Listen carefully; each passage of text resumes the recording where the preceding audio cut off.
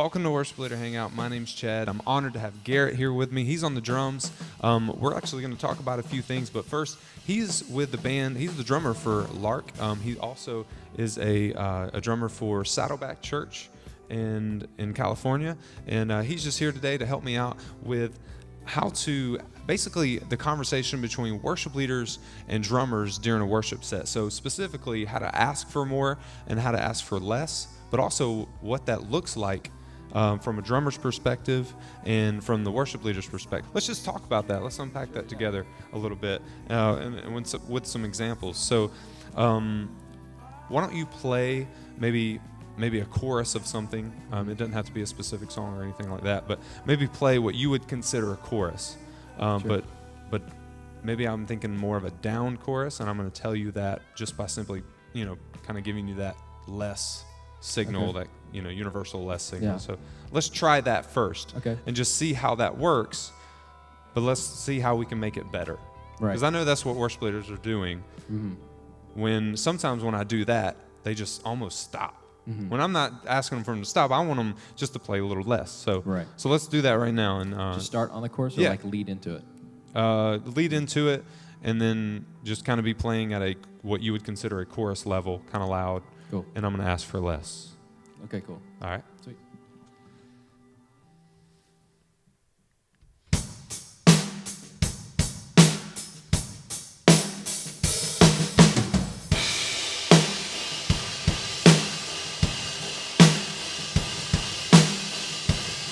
All right. So play a little bit less for me. Maybe a down chorus kind of.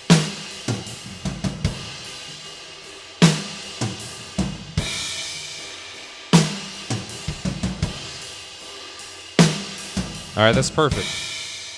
So what are you doing when I say play a little less for me?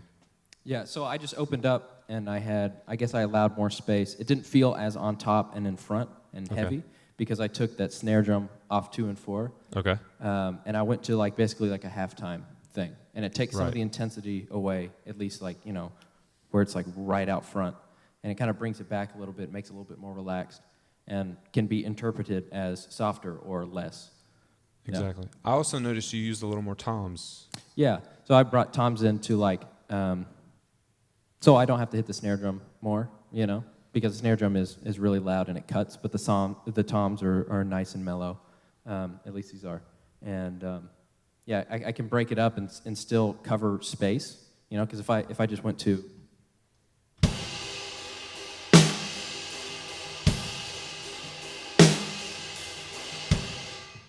a lot of empty space there that I feel could be covered, especially if I'm hitting the snare drum that hard. And incorporating the toms it makes it flow better, and it makes the snare drum make more sense with it being so loud. Right. So- And what I liked about it is that you still had the intensity of a chorus, Right. but just less. Yeah. In a way, it was kind of like you were doing more, Mm-hmm.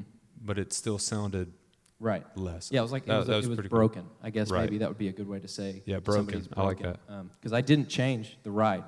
The ride still held its place and held its color, as I say, and it was still covering this wash and covering all of this space. But yeah. Okay. So now let's do the exact opposite. Okay. Why don't you play? Let's act like we're in a chorus, and you're just not quite playing enough, and I'm Okay. going to ask for more. I'm just going to simply Sure. say, bring it, Yeah. that kind of thing. So let's go for it.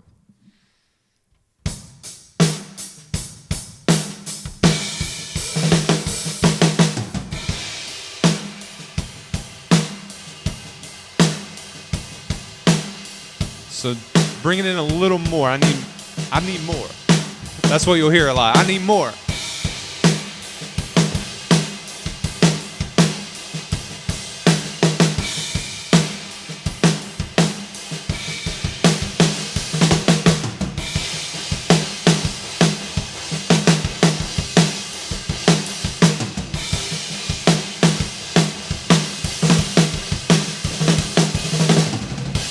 Awesome. So like I said, worship leaders will just say, "I want more," but what are they really saying there?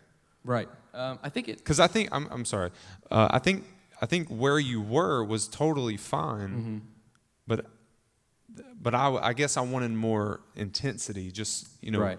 just so much more from the drums, and so yeah, just explain that, unpack that a little bit. I think when a lot of people say more, they're referring to like, I guess more in terms of like playing fuller.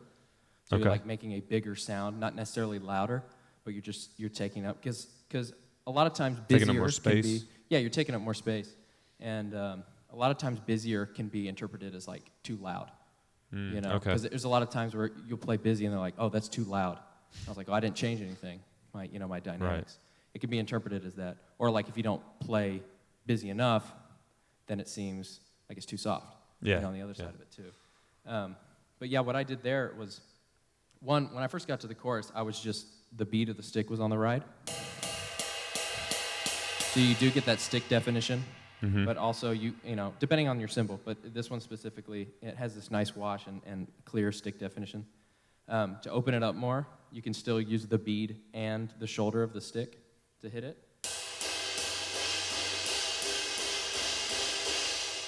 And it's much punchier. Yeah, for sure.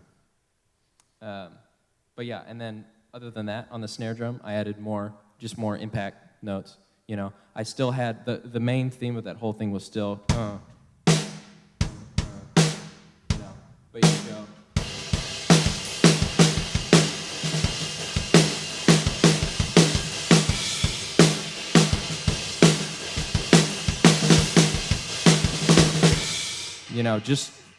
It doesn't have to happen every single bar. You don't have to have the, But that's what you played the whole verse, and then that's what you started the chorus with. Right. So if you break away from it, it's still implied, but that bass drum and snare drum become more of a fill and just like an intensity builder than like an actual part. So like instead of like when people are like, oh, don't waver from the part being,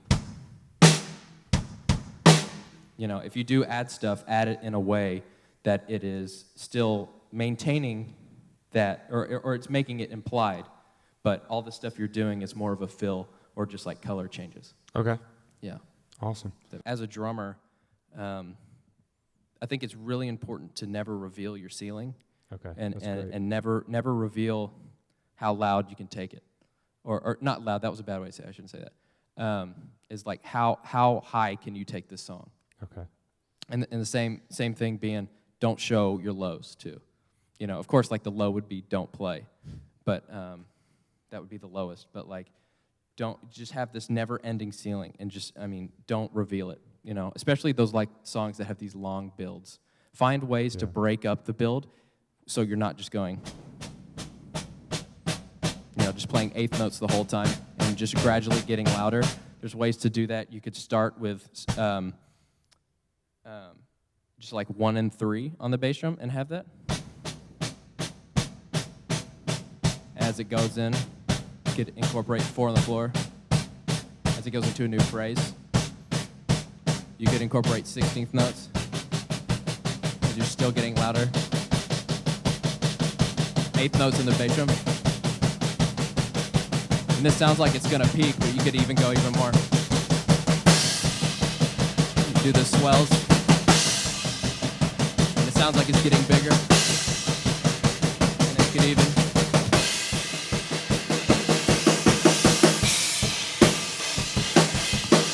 And then you're in. So like there's never, and you could take that even more ways. You could get more splashy with cymbals, or get, there's ways to break up builds. So it seems like, oh my gosh, this is just going to keep going and going and going and going and going. And that's like what you want to, you want to convince somebody that could happen. Yeah.